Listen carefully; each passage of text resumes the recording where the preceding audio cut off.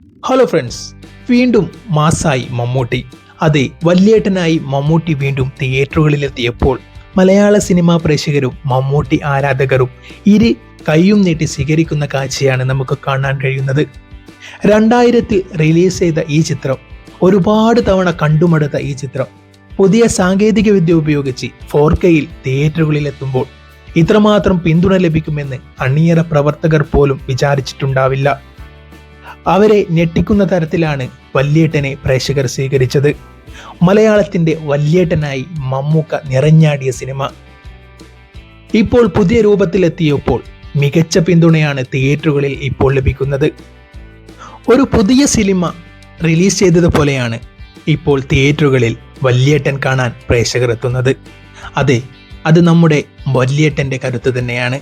2000 release ചെയ്ത ഒരു ചിത്രം, റിപ്പീറ്റ് വാല്യൂ ഉള്ള ഒരു ചിത്രം, എത്രയോ തവണ കണ്ടുമടുത്ത ചിത്രം, എന്നാൽ ഇപ്പോൾ തിയേറ്ററുകളിൽ കാണുമ്പോൾ ഒരു പുതിയ സിനിമ കാണുന്ന ഫീലാണ് ലഭിക്കുന്നതെന്ന് പ്രേക്ഷകർ പറയുന്നു.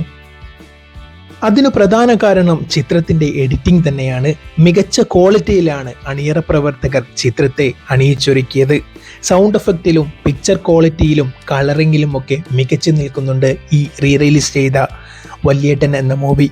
അതുകൊണ്ട് തന്നെയാണ് മലയാള സിനിമാ പ്രേക്ഷകർ ചിത്രത്തെ ഏറ്റെടുത്തതും. എത്രയോ തവണ കണ്ട മൂവിയാണെങ്കിലും ഇപ്പോൾ കാണുമ്പോൾ ഒരു പുതിയ സിനിമ കാണുന്ന ഫീൽ ലഭിക്കുന്നത് കൊണ്ട് തന്നെയാണ് ഈ വല്യേട്ടൻ കേരളക്കരയിൽ സ്വീകരിക്കപ്പെട്ടത്. ഒരു കാര്യം ഉറപ്പാണ്, ഇതുവരെ റിലീസ് ചെയ്ത ചിത്രങ്ങളിൽ മികച്ച കലശം നേടുന്ന ചിത്രമായിരിക്കും മമ്മൂട്ടിയുടെ വല്യേട്ടൻ. ഇതിനു മുന്നേ മികച്ച കലശം നേടിയത് മോഹൻലാലിന്റെ ചിത്രങ്ങളായിരുന്നു.